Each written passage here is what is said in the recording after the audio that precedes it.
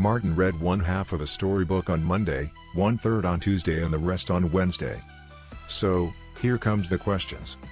A. What fraction did he read on Monday and Tuesday? B. What fraction did he read on Wednesday? Martin read one half of his storybook on Monday and 1/3 on Tuesday. To find how much he read on both days, we add the two fractions, 1/2 plus 1/3.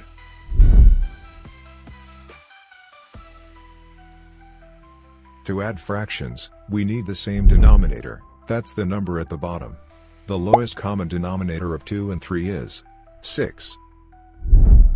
Now we convert, 1/2 becomes 3/6, and 1/3 becomes 2/6. When we add them, 3/6 plus 2/6 equals 5/6. So, Martin read 5/6 of the book by Tuesday. To find what he read on Wednesday, subtract that from the whole book. He read 1/6 of the book on Wednesday.